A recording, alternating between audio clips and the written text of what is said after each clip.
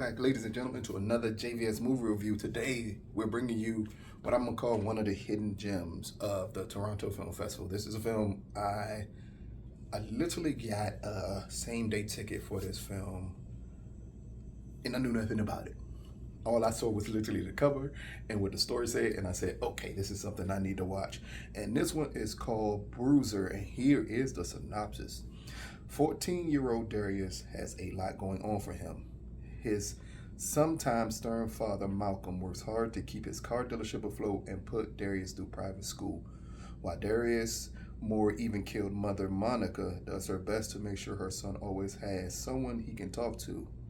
But there are things Darius doesn't know how to talk about. When the kid beats him up, humiliating him in front of his crush, he runs into the woods where he meets Porter, a charismatic man who lives alone on a houseboat. And this one stars Trevante, Rhodes. I don't know if I'm saying your name right. I'm sorry if I'm not.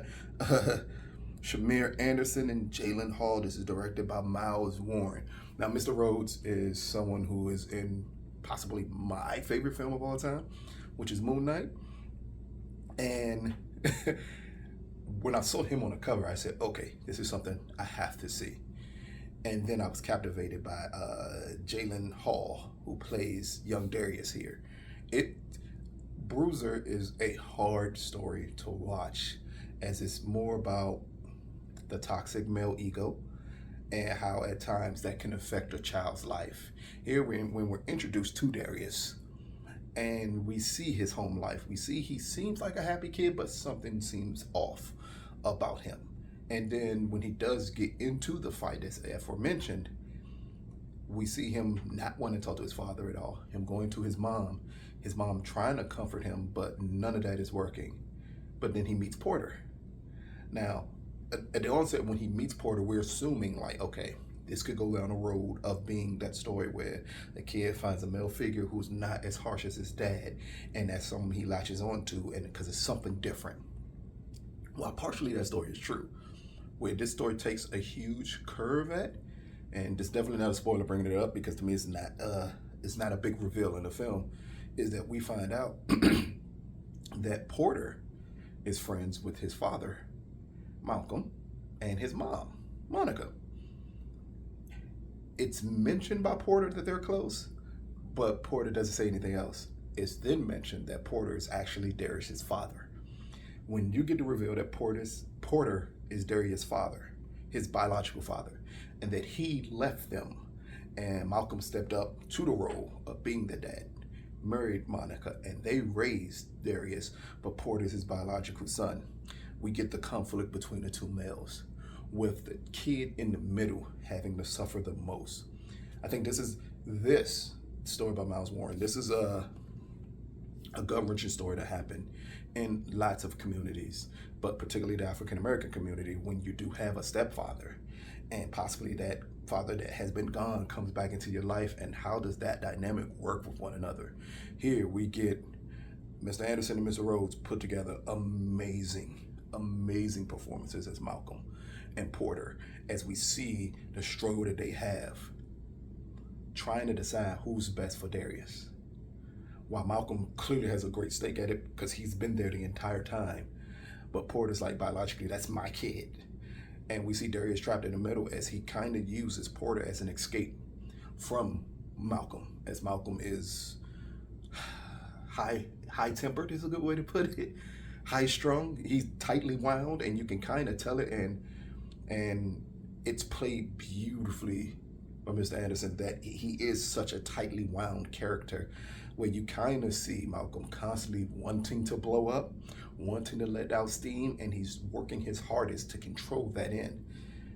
So in the end, it's still just a character study. And then we have Porter on the other end, who seems to be so carefree with everything. Almost like he's come to peace with the man that he is.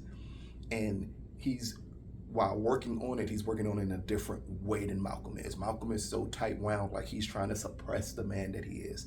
So it's a real conflict between the two. And then in the middle, you have Darius, who's a mixture of both.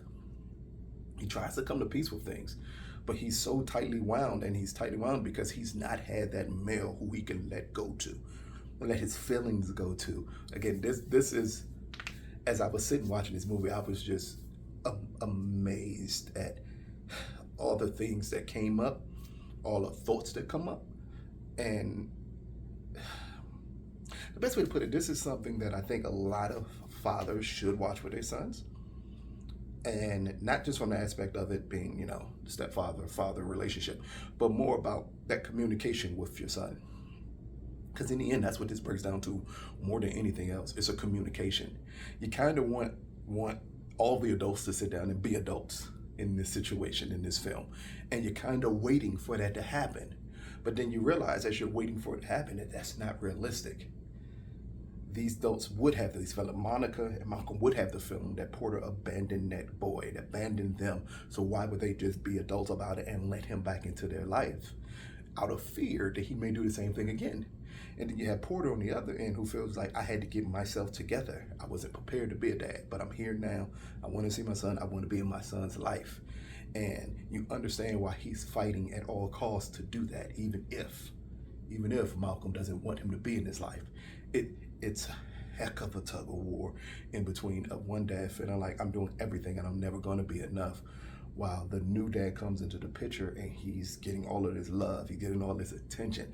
He's becoming the figure that a child you raise wants to be like. And that is, oh man, it is so hard to watch. But this film is beautiful in every way, shape, form, and fashion. I've not seen, it's 2 films in this film festival that watching it brought me back to the feelings I had when I saw Moon Knight. Just that raw emotion of everything, and this is one of them. It's so raw, so real. You feel everything that Darius is going through.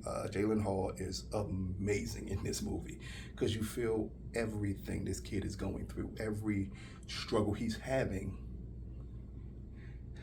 just to be himself.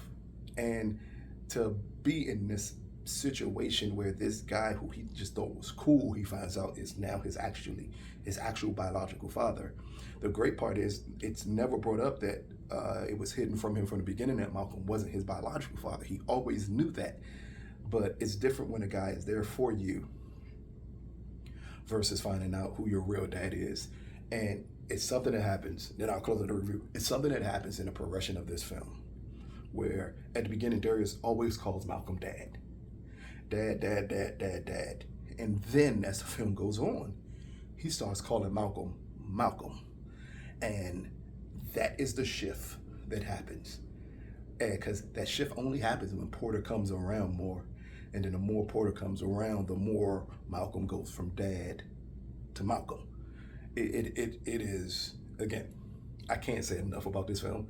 I can't say enough about people need to see this film. This is definitely, out of all the films I've seen at the TIFF, this is possibly in my top 5 of the best films I saw at this film festival.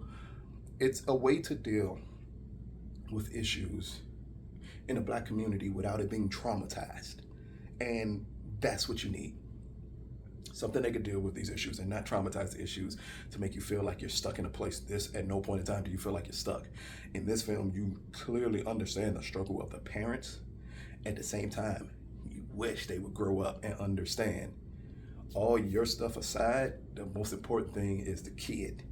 And here we got parents struggling to get to that realization. So, Bruiser, brought to you by the Toronto Film Festival. Out of a possible 10, I am going to give Bruiser a 9.5 out of 10. This is a movie everyone should see, littered with great performances. Miles Warren, all I can say, I think from what I can recall out of memory, he's a young director at that. If this is the start of his career, man, you gotta understand, it's gonna get so much better and so much bigger after this film, because this is a film that when people see it, I think they'll gravitate towards it. And hopefully it'll spark some conversations that may be needed in our community or in the community of the world, because this is not just a situation that happens to Black families. Plenty of other families where this same exact situation happens that are not Black, but it's something that should spark a conversation and hopefully help a lot of folks. And this has been another JVS movie review brought to you from the Toronto Film Festival. Peace, people.